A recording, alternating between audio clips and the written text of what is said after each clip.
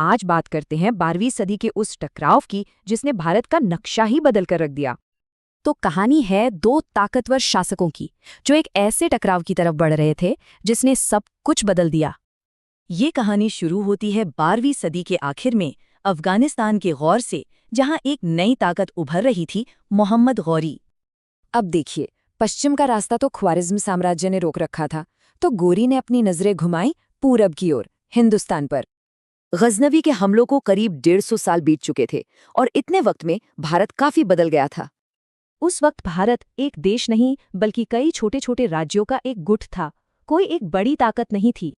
सब अपनी अपनी सल्तनत के लिए लड़ रहे थे और बाहर से आ रहे बड़े खतरे से, कह सकते हैं, बिल्कुल बेखबर थे। और इन्हीं ताकतवर राजाओं में से एक थे पृथ्वीराज चौहान। उनका राज था अजमेर और दिल्ली पर। गौरी ने एक के बाद एक हमले शुरू किए। हाँ, गुजरात में रानी नायकी देवी से हारा भी, पर वो रुका नहीं।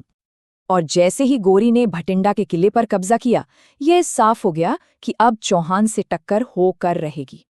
तो पृथ्वीराज ने पहला कदम उठाया। 1191 में वो अपनी फौज लेकर तराइन के मैदान में गौरी से भिड़ गए।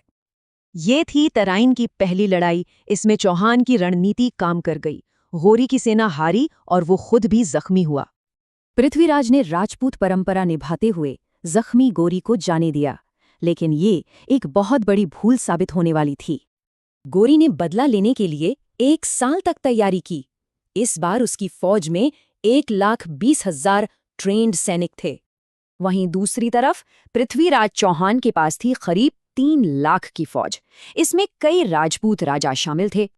तो सवाल ये है कि इतनी बड़ी फौज होने के बावजूद राजपूत ये दूसरी लड़ाई आखिर हार कैसे गए?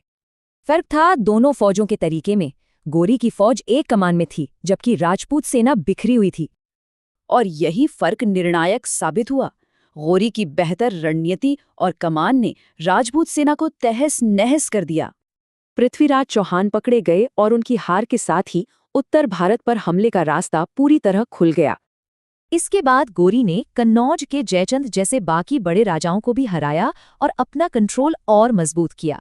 गौरी वापस चला गया और यहाँ का राजपाट उसने अपने सबसे भरोसेमंद गुलाम सेनापति कुतुबुद्दीन ऐबक को सौंप दिया। अब देखिए, गौरी का कोई बेटा तो था नहीं, तो 1206 में जब उसकी मौत हुई तो उसका साम्राज्य उसके गुलाम सेनापतियों में बंट गया। इसमें से दिल्ली और उत्तर भारत का इलाका ऐबक के हिस्से में आया और यहीं से गुलाम वंश की नींव पड़ी।